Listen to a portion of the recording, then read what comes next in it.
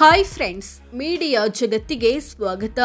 Friends, RCB versus Punjab ನಡುವಿನ IPL final ನಲ್ಲಿ ಗೆಲ್ಲೋದ್ಯಾರು? ಅಂಕಿಅಂಶ ಏನು ಹೇಳುತ್ತೆ? ಯಾವ ಆಟಗಾರರ ಮೇಲೆ ಹೆಚ್ಚು ನಿರೀಕ್ಷೆ ಇದೆ? ತಂಡಗಳ ಮಾಲೀಕರು ಯಾರು? ಎಲ್ಲವನ್ನ ಈ ವಿಡಿಯೋದಲ್ಲಿ ತೋರಿಸ್ತೀವಿ, ಕೊನೆವರೆಗೂ ನೋಡಿ.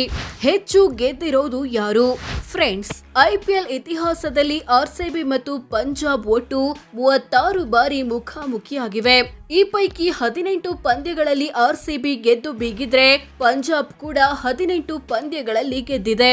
ಹೆಚ್ಚು ಟಾಸ್ ಗೆದ್ದಿದ್ದು ಯಾರು? ಒಟ್ಟು 36 ಪಂದ್ಯಗಳಲ್ಲಿ 19 ಬಾರಿ ಆರ್ಸಿಬಿ ಟಾಸ್ ಗೆದ್ರೆ 17 ಬಾರಿ ಪಂಜಾಬ್ ಟಾಸ್ ಗೆದ್ದಿದೆ. ಟಾಸ್ ಗೆದ್ಮೇಲೆ 2 ತಂಡಗಳು ಬೌಲಿಂಗ್ ಆಯ್ಕೆ ಮಾಡಿಕೊಂಡಿದ್ದೇ ಹೆಚ್ಚು. ಚೇಸಿಂಗ್ ನಲ್ಲಿ ಯಾರು ಮಾಸ್ಟರ್? ಚೇಸಿಂಗ್ ನಲ್ಲಿ ಆರ್ಸಿಬಿ 9 ಪಂದ್ಯಗಳನ್ನ ಗೆದ್ದಿದೆ. ಪಂಜಾಬ್ ಕಿಂಗ್ಸ್ 11 ಪಂದ್ಯಗಳನ್ನ ಗೆದ್ದಿದೆ. ಮೊದಲು ಬ್ಯಾಟಿಂಗ್ ಮಾಡಿ ಆರ್ಸಿಬಿ 9 ಮ್ಯಾಚ್ ಗೆದ್ದಿದ್ರೆ ಪಂಜಾಬ್ ಗೆದ್ದಿರೋದು 7 ಮ್ಯಾಚ್ ಮಾತ್ರ. ತಂಡಗಳ ಗರಿಷ್ಠ ಮೊತ್ತ ಎಷ್ಟು? ಪಂಜಾಬ್ ವಿರುದ್ಧ ಆರ್ಸಿಬಿ ದಾಖಲಿಸಿರೋ ಗರಿಷ್ಠ ಮೊತ್ತ 241ಕ್ಕೆ 7. ಆರ್ಸಿಬಿ ವಿರುದ್ಧ ಪಂಜಾಬ್ ದಾಖಲಿಸಿರೋ ಗರಿಷ್ಠ ಮೊತ್ತ 232ಕ್ಕೆ 2. ಹೆಚ್ಚು ಫೈನಲ್ ಪ್ರವೇಶಿಸಿದ್ಯಾರು? ಫೈನಲ್ ನಲ್ಲಿ ಆರ್ಸಿಬಿ ಎಂಟ್ರಿ ಕೊಟ್ಟಿರೋದು 4ನೇ ಬಾರಿ. ಪಂಜಾಬ್ ಫೈನಲ್ ಪ್ರವೇಶಿಸಿರೋದು 2ನೇ ಬಾರಿ. ಅಹಮದಾಬಾದ್ ನಲ್ಲಿ ಹೆಚ್ಚು ಗೆದ್ದಿದ್ಯಾರು? ಐಪಿಎಲ್ ಫೈನಲ್ ನಡೆಯಲಿರೋ ಅಹಮದಾಬಾದ್ನ ನರೇಂದ್ರ ಮೋದಿ ಸ್ಟೇಡಿಯಂನಲ್ಲಿ ಆರ್ಸಿಬಿ ಮತ್ತು ಪಂಜಾಬ್ ಇದುವರೆಗೆ ಮುಖಾಮುಖಿ ಆಗಿರೋದು 1 ಬಾರಿ ಮಾತ್ರ, 2021ರಲ್ಲಿ. ಆ ಮ್ಯಾಚ್ ನಲ್ಲಿ ಆರ್ಸಿಬಿ ಸೋತಿತ್ತು, ಪಂಜಾಬ್ ಗೆದ್ದಿತ್ತು. 2025ರಲ್ಲಿ ಹೆಚ್ಚು ಗೆದ್ದಿರೋದ್ಯಾರು? ಈ ವರ್ಷ ಆರ್ಸಿಬಿ ಮತ್ತು ಪಂಜಾಬ್ ಕಿಂಗ್ಸ್ 3 ಬಾರಿ ಎದುರು ಬದರಾಗಿವೆ. ಇದರಲ್ಲಿ ಆರ್ಸಿಬಿ 2 ಸಲ ಗೆದ್ರೆ ಪಂಜಾಬ್ 1 ಸಲ ಗೆದ್ದಿದೆ. ಯಾವ ಬ್ಯಾಟರ್ ಮೇಲೆ ನಿರೀಕ್ಷೆ?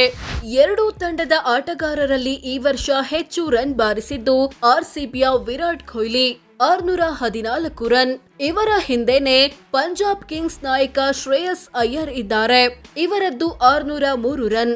ಇನ್ನುಳಿದಂತೆ ಪಂಜಾಬ್ನ ಪ್ರಭ್ ಸಿಮ್ರನ್ ಸಿಂಗ್ 523 ರನ್, ಪಂಜಾಬ್ನ ಪ್ರಿಯಾಂಶ್ ಆರ್ಯ 451 ರನ್, ಪಂಜಾಬ್ನ ನೇಹಲ್ ವಧೇರಾ 354 ರನ್, ಪಂಜಾಬ್ನ ಶಶಾಂಕ್ ಸಿಂಗ್ 289 ರನ್, ಆರ್ಸಿಬಿಯ ರಜತ್ ಪಾಟಿದಾರ್ 286 ರನ್, ಆರ್ಸಿಬಿಯ ದೇವದತ್ ಪಡಿಕ್ಕಲ್ 247 ರನ್, ಪಂಜಾಬ್ನ ಜೋಶ್ ಇಂಗ್ಲಿಷ್ 239 ರನ್, ಆರ್ಸಿಬಿಯ ಜಿತೇಶ್ ಶರ್ಮಾ 237 ರನ್, ಇತ್ಯಾದಿ.